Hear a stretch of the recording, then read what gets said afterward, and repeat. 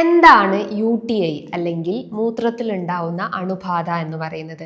ഇന്ന് സ്ത്രീകളെയും പുരുഷന്മാരെയും ഒക്കെ വളരെ സാധാരണ രീതിയിൽ അഫക്റ്റ് ചെയ്യുന്ന ഒരു ബുദ്ധിമുട്ടാണ് യൂറിനറി ട്രാക്ട് ഇൻഫെക്ഷൻസ് അല്ലെങ്കിൽ അണുബാധ അല്ലെങ്കിൽ മൂത്രനാളിയിൽ ഉണ്ടാവുന്ന ഇൻഫെക്ഷൻസ് അല്ലെങ്കിൽ അണുബാധ എന്ന് പറയുന്നത്. ഇത് സ്ത്രീകളെ മാത്രമാണോ അഫക്റ്റ് ചെയ്യുന്നത് അല്ലെങ്കിൽ പുരുഷന്മാരിൽ ഇത് വളരെ കുറവാണ് എന്നുള്ള സംശയങ്ങൾ ഉണ്ടാവും. അതേപോലെ തന്നെ നമ്മൾ ഇന്ത്യൻ ടോയ്ലറ്റ്സ് യൂസ് ചെയ്യുന്ന സമയത്ത് ഈ ഒരു ഇൻഫെക്ഷൻസ് കൂടി വരുന്നുണ്ടെന്ന് പല പേഷ്യൻസും പറയാറുണ്ട്. അതേപോലെ നമ്മളിപ്പോൾ ഒരു സെക്ഷൽ കോണ്ടാക്ട് കഴിഞ്ഞു കഴിഞ്ഞാൽ അപ്പം ആ ഒരു ടൈമിലൊക്കെ ഇൻഫെക്ഷൻ.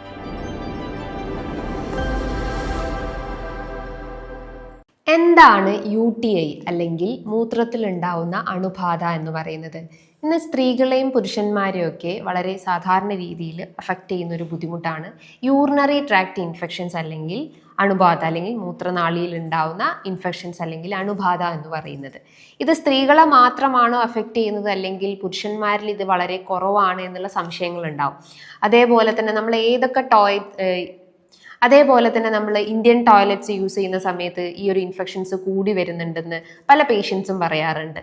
അതേപോലെ നമ്മളിപ്പോൾ ഒരു സെക്ഷൽ കോണ്ടാക്ട് കഴിഞ്ഞു കഴിഞ്ഞാൽ അപ്പം ആ ഒരു ടൈമിലൊക്കെ ഇൻഫെക്ഷൻസ് കൂടി വരുന്നുണ്ട്.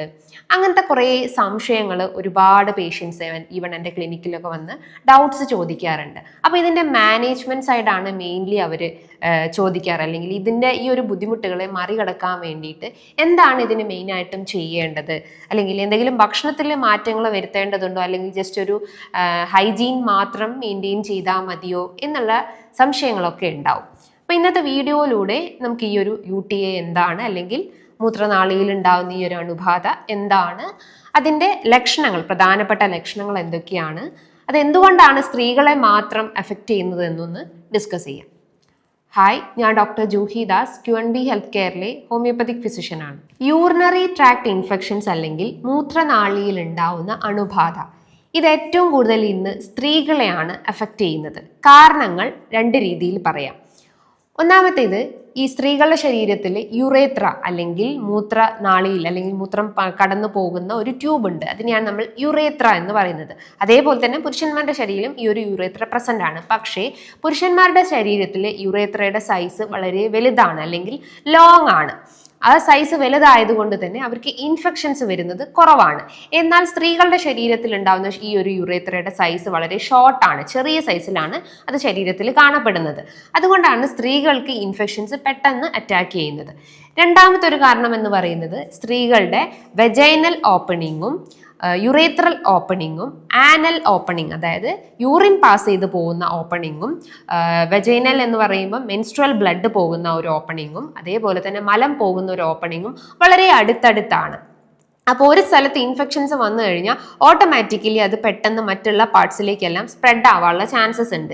ഇപ്പം നമുക്ക് എന്തെങ്കിലും വേം ഇൻഫെക്ഷൻസോ അല്ലെങ്കിൽ എന്തെങ്കിലും ആനസിന് ചുറ്റും അല്ലെങ്കിൽ മലദ്വാരത്തിന് ചുറ്റുമായിട്ട് എന്തെങ്കിലും ഇൻഫെക്ഷൻസ് ഒക്കെ വന്നിട്ടുണ്ടെങ്കിൽ അത് പെട്ടെന്ന് തന്നെ ഈ ഒരു വജൈനയിലേക്ക് സ്പ്രെഡ് ആവാനും യുറേത്രയിലേക്കൊക്കെ സ്പ്രെഡ് ആവാനുള്ള ചാൻസസ് ഉണ്ട്. അപ്പോൾ ആ ഒരു ഓപ്പണിങ്സ് വളരെ അടുത്തായതുകൊണ്ടാണ് സ്ത്രീകൾക്ക് ഏറ്റവും കൂടുതൽ ഇൻഫെക്ഷൻസ് വന്നുകൊണ്ടിരിക്കുന്നത്. ഈ ഒരു മൂത്രനാളിയിൽ ഉണ്ടാവുന്ന ബുദ്ധിമുട്ടുകൾക്ക് അല്ലെങ്കിൽ അതിൻ്റെ ലക്ഷണങ്ങൾ നോക്കുമ്പം ഒന്നാമതായിട്ട് യൂറിൻ പാസ് ചെയ്ത് പോകുന്ന സമയത്ത് അവർക്ക് വേദന, എസ്പെഷ്യലി യൂറിൻ പോകുന്ന സമയത്ത് ഒരു സ്റ്റാർട്ടിങ് ട്രബിൾ അല്ലെങ്കിൽ ഒന്ന് തുടങ്ങി കിട്ടാൻ ഭയങ്കര ഒരു പ്രശ്നങ്ങൾ ഉണ്ടാവുന്നു, അല്ലെങ്കിൽ ഒരു ഒബ്സ്ട്രക്ഷൻസ് പോലെ ഫീൽ ചെയ്യാവുന്നതാണ്. ഇങ്ങനെ യൂറിൻ ഒഴിച്ചുകൊണ്ടിരിക്കുന്ന സമയത്ത് അവർക്ക് പുകച്ചിൽ രൂപപ്പെടാവുന്നതാണ്. എസ്പെഷ്യലി ആ ഒരു വെജനൽ പാർട്സിൻ്റെ അകത്തും അതേപോലെ തന്നെ യുറേത്രൽ പാർട്ടിൻ്റെ അകത്തൊക്കെ ഒരു ബേണിങ് സെൻസേഷൻസ് ഫീൽ ചെയ്യാവുന്നതാണ്. അതോടൊപ്പം തന്നെ യൂറിൻ പോയി കഴിഞ്ഞാലും ഒരു സാറ്റിസ്ഫാക്ഷൻ ഉണ്ടാവില്ല, അല്ലെങ്കിൽ യൂറിൻ കംപ്ലീറ്റ് ആയിട്ട് പോയി എന്നുള്ളൊരു തോന്നൽ ഉണ്ടാവില്ല. പിന്നെയും യൂറിൻ പാസ് ചെയ്യാനുള്ള ആ ഒരു അർജിങ് അല്ലെങ്കിൽ ഒരു മൂത്രശങ്ക രൂപപ്പെടാവുന്നതാണ്. അതോടൊപ്പം തന്നെ ചില ആളുകൾക്ക് കുറച്ചുകൂടി സിവിയർ ആയിട്ടുള്ള കേസ് നോക്കുമ്പം യൂറിനിലെ കളർ ചേഞ്ചസ് ഉണ്ടാവും. എസ്പെഷ്യലി ബ്ലഡ് മിക്സ്ഡ് ആയിട്ടുള്ള കളർ അല്ലെങ്കിൽ ഒരു റെഡിഷ് യൂറിൻ രൂപപ്പെടാവുന്നതാണ്. ചില കേസസിൽ പത കാണാവുന്നതാണ്. നല്ല ഡാർക്ക് യെല്ലോ കളർ രൂപപ്പെടാവുന്നതാണ്. അതോടൊപ്പം തന്നെ അടിവയറ്റിൽ നിന്ന് ഭയങ്കര ഒരു വേദന അല്ലെങ്കിൽ ഒരു ഹെവിനെസ് ഫീൽ ചെയ്യാവുന്നതാണ്. ഭാഗത്തായിട്ടായാലും കൂടുതലായിട്ട് ഒരു ഭാരം അല്ലെങ്കിൽ എന്തൊരു വെയിറ്റ് എടുത്ത് വെച്ച പോലെയൊക്കെ ഒരു സെൻസേഷൻസ് രൂപപ്പെടാവുന്നതാണ്. ഒരു സെക്ഷൽ കോണ്ടാക്ട് കഴിഞ്ഞ് കഴിഞ്ഞാലും അവർക്കൊരു ബേണിംഗ് പെയിൻ അല്ലെങ്കിൽ പെയിൻ ഫീൽ ചെയ്യാവുന്നതാണ്. അതോടൊപ്പം തന്നെ അവർക്ക് കാലുകളിലേക്ക് നീരൊക്കെ രൂപപ്പെടാം. അത് കുറച്ചുകൂടി സിവിയർ ആയിട്ടുള്ള കേസസ് ആണ്. കാലിന്റെ കണങ്കാലിന്റെ ഭാഗത്തൊക്കെ ആയിട്ട് നീര് രൂപപ്പെടാവുന്നതാണ്. വിറയലോട് കൂടിയിട്ടുള്ള പനി രൂപപ്പെടാവുന്നതാണ്. ഇതൊക്കെ മെയിൻ ആയിട്ടും നമ്മൾ ഓർത്തിരിക്കേണ്ട ക്ലാസിക്കൽ സിംറ്റംസ് ആണ്. അതായത് യൂറിൻ പാസ് ചെയ്യുന്ന സമയത്ത് വേദന അല്ലെങ്കിൽ പുകച്ചില്, അതോടൊപ്പം തന്നെ രാത്രി കാലങ്ങളിൽ പനിക്കുക, എസ്പെഷ്യലി വിറയലോട് കൂടിയിട്ടുള്ള പനി രൂപപ്പെടാവുന്നതാണ്. ശരീരം വേദന അല്ലെങ്കിൽ അടിവയറ്റുന്ന ഒരു പിടുത്തം പോലെയൊക്കെ ഫീൽ ചെയ്യുകയാണെങ്കിൽ നിർബന്ധമായിട്ടും നിങ്ങളൊരു യൂറിൻ കൾച്ചർ അല്ലെങ്കിൽ യൂറിൻ അനാലിസിസ് ചെയ്യാവുന്നതാണ്. യൂറിൻ ടെസ്റ്റ് ചെയ്യുമ്പം നമുക്ക് അതിൻ്റെ അകത്ത് ബാക്ടീരിയ പ്രസന്റ് ആണോ അല്ലെങ്കിൽ പസൽസ് ഉണ്ടോ, ആൽബുമിൻ ഗ്രോത്ത് ഉണ്ടോ, അങ്ങനെ എന്തെങ്കിലും അറിയാൻ പറ്റുന്നതാണ്. ഇനി ഏത് ബാക്ടീരിയ എന്ന് അറിയാൻ വേണ്ടിയിട്ട് നിങ്ങൾക്ക് വേണമെങ്കിൽ കൾച്ചർ ചെയ്യാവുന്നതാണ്. യൂറിൻ കൾച്ചർ ചെയ്ത് കഴിഞ്ഞാൽ ഏത് ബാക്ടീരിയ ആണ് അതിൽ പ്രസന്റ് ആയിട്ടുള്ളതെന്ന് മനസ്സിലാക്കാവുന്നതാണ്.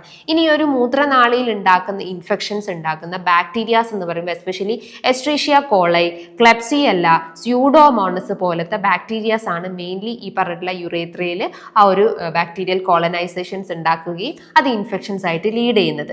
നമുക്കറിയാം നമ്മുടെ യുറേത്രൽ ഓപ്പണിംഗ് അല്ലെങ്കിൽ ആ ഒരു യുറേത്രൽ ഏരിയാസിൽ ഒരു നോർമൽ പി എച്ച് ഉണ്ട്, ഒരു അസിഡിക് പി എച്ച് ആയിരിക്കും. ആ ഒരു അസിഡിക് പി എച്ചിൽ നിന്നും വ്യതിചലിച്ച് അല്ലെങ്കിൽ അത് പി എച്ച് മാറി വരുമ്പോൾ അല്ലെങ്കിൽ പി എച്ചിൽ ഡിസ്റ്റർബൻസ് ഉണ്ടാവുമ്പോഴാണ് അത് ഇൻഫെക്ഷൻസ് ആയിട്ട് ലീഡ് ചെയ്യുന്നത്. ഇനി എന്തൊക്കെ കാരണങ്ങൾ കൊണ്ടായിരിക്കും ഈ ഒരു പി എച്ച് വേരിയേഷൻസും ഈ ഒരു ഇൻഫെക്ഷൻസും വരുന്നത്? ഒന്നാമതായിട്ട് നിങ്ങൾ കൃത്യമായിട്ടുള്ള ഒരു ഹൈജീൻ മെയിൻറ്റെയിൻ ചെയ്യുന്നില്ല, അല്ലെങ്കിൽ നമ്മൾ യൂറിൻ പാസ് ചെയ്ത് കഴിഞ്ഞാലും കൃത്യമായിട്ട് ഒരു വാഷിംഗ് പ്രൊസീജിയർ മെയിൻറ്റെയിൻ ചെയ്യുന്നില്ല. മിക്ക ആളുകളും നമ്മളൊരു back to front cleaning procedure maintain ചെയ്ത് കഴിഞ്ഞാൽ അത് പിന്നീട് ഇൻഫെക്ഷൻസിലേക്കാണ് ലീഡ് ചെയ്യുന്നത്. എപ്പോഴും നമ്മൾ ഫ്രണ്ട് ടു ബാക്ക് എന്നുള്ള രീതിയിൽ വാഷ് ചെയ്യാൻ ശ്രമിക്കുക. അതേപോലെ തന്നെ ഒരു സെക്ഷൽ കോണ്ടാക്ട് കഴിഞ്ഞ് കഴിഞ്ഞാൽ മാക്സിമം ആ ഒരു ഏരിയ അല്ലെങ്കിൽ ജെനൈറ്റൽ ഏരിയാസ് മാക്സിമം ക്ലീൻ ചെയ്യാൻ ശ്രമിക്കുക, അല്ലെങ്കിൽ ഒരു വാഷിംഗ് പ്രൊസീജിയർ മെയിൻറ്റെയിൻ ചെയ്യാൻ ശ്രമിക്കുക.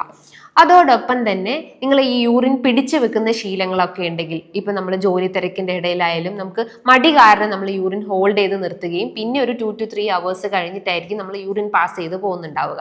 അപ്പം നമുക്ക് ആ ഒരു ടൈമിങ്ങിൽ നമുക്കൊരു പ്രശ്നം ഉണ്ടാവില്ല. പക്ഷെ പിന്നീട് ആ ഒരു യൂറിൻ അവിടെ കെട്ടിക്കിടന്നിട്ട് ഇൻഫെക്ഷൻസ് ഉണ്ടാവാൻ ചാൻസസ് ഉണ്ട്. എസ്പെഷ്യലി യൂറിനറി ബ്ലാഡറിൽ സിസ്റ്റൈറ്റിസ് പോലത്തെ കണ്ടീഷൻസ് ക്രിയേറ്റ് ചെയ്യാൻ ചാൻസസ് ഉണ്ട്. അപ്പം നമുക്ക് യൂറിൻ പാസ് ചെയ്യാനുള്ള ഒരു ടെൻഡൻസി വന്നിട്ടുണ്ടെങ്കിൽ അപ്പം തന്നെ അത് പാസ് ചെയ്ത് കളയാൻ ശ്രമിക്കുക. ഹോൾഡിംഗ് ടെൻഡൻസി പരമാവധി കുറയ്ക്കാൻ ശ്രമിക്കുക. നിങ്ങൾക്ക് വൃക്ക സംബന്ധമായിട്ടുള്ള പ്രശ്നങ്ങൾ ഉണ്ടെങ്കിൽ, പ്രോസ്റ്റേറ്റ് സംബന്ധമായിട്ട് ബുദ്ധിമുട്ടുകളൊക്കെ ഉണ്ടെങ്കിലും അതിന്റെ ഭാഗമായിട്ട് മെയിൻ ആയിട്ടും കാണിക്കുന്ന ഒരു ബുദ്ധിമുട്ടാണ് ഈ പറഞ്ഞിട്ടുള്ള മൂത്രനാളിയിൽ ഉണ്ടാവുന്ന ഇൻഫെക്ഷൻസും അതിന്റെ ലക്ഷണങ്ങളും. നിങ്ങളിപ്പോൾ പ്രഗ്നന്റ് ആണെങ്കിൽ ആ പ്രഗ്നൻസി അല്ലെങ്കിൽ ആ ഒരു ബേബിയുടെ പ്രഷർ ബ്ലാഡറിലേക്ക് എത്തുകയും അത് നമുക്ക് ഈ ഒരു യൂറിൻ ടെൻഡൻസി അല്ലെങ്കിൽ അമിതമായിട്ടുള്ള മൂത്രശങ്കയുടെ പ്രശ്നങ്ങൾ ക്രിയേറ്റ് ചെയ്യാൻ ചാൻസസ് ഉണ്ട്.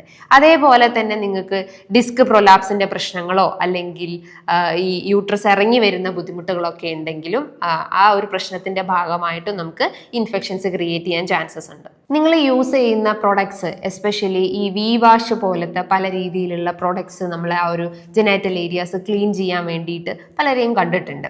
അപ്പം അങ്ങനത്തെ പ്രൊഡക്ട്സ് ഒക്കെ യൂസ് ചെയ്യുമ്പോൾ അതിൻ്റെ കെമിക്കൽസ് ആ ഒരു യുറേത്രയിൽ പ്രസന്റ് ആയിട്ടുള്ള പി എച്ചിനെ വാഷ് ഔട്ട് ചെയ്ത് കളയും. അപ്പോൾ അത് പിന്നീട് അസിഡിക് പി എച്ച് മാറിയിട്ട് കുറച്ചുകൂടി ബേസിക് പി എച്ചിലേക്ക് പോവുകയും അത് പിന്നീട് ഇൻഫെക്ഷൻസ് അല്ലെങ്കിൽ ബാക്ടീരിയാസ് പെറ്റ് പെരുകാനുള്ള ചാൻസസ് ഉണ്ട്. അപ്പോൾ ഇത്തരം സോപ്പ് അല്ലെങ്കിൽ കെമിക്കൽസ് ഒക്കെ ആ ഒരു ഏരിയാസിൽ യൂസ് ചെയ്യുന്നുണ്ടെങ്കിൽ പരമാവധി കുറയ്ക്കാൻ ശ്രമിക്കുക. നിങ്ങൾ കിഡ്നി ട്രാൻസ്പ്ലാന്റേഷൻ കഴിഞ്ഞിട്ട് അല്ലെങ്കിൽ എന്തെങ്കിലും ഇമ്മ്യൂണോ സപ്രസൻ ടാബ്ലറ്റ്സ് ഒക്കെ എടുക്കുന്ന ആളുകൾക്കായാലും ഈ പറഞ്ഞിട്ടുള്ള ഇൻഫെക്ഷൻസ് റെക്കറന്റ് ആയിട്ട് വന്നുകൊണ്ടിരിക്കും. ഡയബറ്റിസ് രോഗികൾക്ക് ഏറ്റവും കൂടുതൽ അഫക്റ്റ് ചെയ്യുന്ന ഒരു പ്രശ്നമാണ് ഈ ഒരു മൂത്രനാളിയിൽ ഉണ്ടാകുന്ന ഇൻഫെക്ഷൻസും അതിന്റെ ഭാഗമായിട്ടുള്ള ലക്ഷണങ്ങൾ എന്ന് പറയുന്നത്. നിങ്ങൾക്ക് എന്തെങ്കിലും യൂട്രൈൻ സംബന്ധമായിട്ടുള്ള പ്രശ്നങ്ങൾ, യൂട്രൈൻ ഫൈബ്രോയിഡിന്റെ പ്രശ്നങ്ങളൊക്കെ ഉണ്ടെങ്കിലും അല്ലെങ്കിൽ നിങ്ങൾ മെനോപോസ് അറ്റൈൻ ചെയ്തിട്ടുള്ള സ്ത്രീകളൊക്കെ ആണെങ്കിലും ഇൻഫെക്ഷൻസ് വരാനുള്ള ചാൻസസ് ഉണ്ട്. കാരണം അവിടെ വജൈനൽ ഡ്രൈനസ് സംഭവിക്കുകയും ആ ഒരു പി എച്ചിൽ വേരിയേഷൻസ് വരികയും അത് ഇൻഫെക്ഷൻസിലേക്ക് ലീഡ് ചെയ്യാം. ഇനി ഇതിൻ്റെ മാനേജ്മെന്റ് സൈഡ് അല്ലെങ്കിൽ ഈ ബുദ്ധിമുട്ടുകൾ നമുക്ക് എങ്ങനെ മറികടക്കാം, അതിന് കുറച്ച് കാര്യങ്ങൾ നമ്മൾ ഫോളോ ചെയ്യേണ്ടതുണ്ട്. ഒന്നാമത്തേത് പ്രോപ്പർ ഹൈജീൻ അല്ലെങ്കിൽ സാനിറ്റേഷൻസ് മെയിൻറ്റെയിൻ ചെയ്യുക. നമ്മളിപ്പോൾ ടോയ്ലറ്റിൽ പോയി യൂറിൻ പാസ് ചെയ്ത് കഴിഞ്ഞാൽ നമ്മളെ കൈ കാലുകളും അതേപോലെ തന്നെ ആ ഒരു ജെനൈറ്റൽ ഏരിയാസും കൃത്യമായിട്ട് വാഷ് ചെയ്യാൻ ശ്രമിക്കുക. രണ്ടാമത്തേത് എന്ന് പറയുന്നത് നിങ്ങളൊരു സെക്ഷൽ കോണ്ടാക്ട് കഴിഞ്ഞ് കഴിഞ്ഞാലും ആ ഒരു ഏരിയ കൃത്യമായിട്ട് ക്ലീൻ ചെയ്യാൻ ശ്രമിക്കുക. വാഷിംഗ് പ്രൊസീജിയർ ആണെങ്കിൽ ഫ്രണ്ട് ടു ബാക്ക് ആയിട്ട് വാഷ് ചെയ്യാൻ ശ്രമിക്കുക. ബാക്ക് ടു ഫ്രണ്ട് എന്ന് പറയുന്നത് നമ്മൾ ആനസ് റീജിയനിൽ നിന്നും ഫ്രണ്ടിലോട്ടേക്ക് വാഷ് ചെയ്യുകയാണെങ്കിൽ ആനസിൽ എന്തെങ്കിലും ഇൻഫെക്ഷൻസ് ഒക്കെ ഉണ്ടെങ്കിൽ അത് ഫ്രണ്ടിലേക്ക് സ്പ്രെഡ് ആവാനുള്ള ചാൻസസ് ഉണ്ട്. അപ്പോൾ എപ്പോഴും നമ്മളൊരു ഫ്രണ്ട് ടു ബാക്ക് എന്നുള്ള രീതിയിൽ ജെനൈറ്റൽ ഏരിയാസ് വാഷ് ചെയ്യാൻ ശ്രമിക്കുക. അതോടൊപ്പം തന്നെ ഭക്ഷണത്തിൽ അത്യാവശ്യം പ്രോബയോട്ടിക്സ് ഉൾപ്പെടുത്താൻ ശ്രമിക്കുക. നമുക്ക് ദഹനത്തിന് എന്തെങ്കിലും ബുദ്ധിമുട്ടുകൾ ഉണ്ടെങ്കിലും അത് ഈ പറഞ്ഞിട്ടുള്ള ആയിട്ടുള്ള ഇൻഫെക്ഷൻസിലേക്ക് ലീഡ് ചെയ്യാൻ ചാൻസസ് ഉണ്ട്. അപ്പോൾ അത്യാവശ്യം നമ്മൾ ഗട്ട് ഹെൽത്ത് ഇംപ്രൂവ് ചെയ്യുന്ന പ്രോബയോട്ടിക് തൈര്, മോര്, അതേപോലെ തന്നെ യോഗട്ടൊക്കെ നല്ലപോലെ ഉൾപ്പെടുത്താൻ ശ്രമിക്കുക. അതോടൊപ്പം തന്നെ കൃത്യമായിട്ടുള്ള ഒരു ഹൈഡ്രേഷൻസ് മെയിൻറ്റെയിൻ ചെയ്യാൻ ശ്രമിക്കുക. അറ്റ്ലീസ്റ്റ് ഒരു 3 ലിറ്റർ ടു 4 ലിറ്റർ വരെയെങ്കിലും വാട്ടർ ഇൻടേക്ക് മെയിൻറ്റെയിൻ ചെയ്യാൻ ശ്രമിക്കുക. Fried food, spicy items, junk ഫുഡൊക്കെ ഉപയോഗങ്ങൾ പരമാവധി കുറയ്ക്കുക. ഡയബറ്റിസ്, ഫാറ്റി ലിവർ ഇങ്ങനെ എന്തെങ്കിലും ബുദ്ധിമുട്ടിൻ്റെ ഭാഗമായിട്ടുള്ള പ്രശ്നങ്ങളാണെങ്കിൽ ആ ഒരു മെയിൻ കണ്ടീഷൻസ് നിങ്ങൾ ക്ലിയർ ഔട്ട് ചെയ്യുക, അല്ലെങ്കിൽ അതിന് പ്രോപ്പറായിട്ടുള്ള ട്രീറ്റ്മെൻറ്റ്സ് എടുത്തിട്ട് മെഡിസിൻസും ട്രീറ്റ്മെൻറ്റ്സും കാര്യങ്ങളും ഫോളോ അപ്പ് ചെയ്യേണ്ടതുണ്ട്. ഇനി ഇതുമായി ബന്ധപ്പെട്ട് നിങ്ങൾക്ക് എന്തെങ്കിലും ഡൗട്ട്സ് ഒക്കെ ഉണ്ടെങ്കിൽ താഴെ കാണുന്ന നമ്പറിൽ കോൺടാക്ട് ചെയ്യാവുന്നതാണ്. നല്ലൊരു ഹെൽത്ത് ടോപ്പിക്കുമായി വീണ്ടും കാണാം. താങ്ക്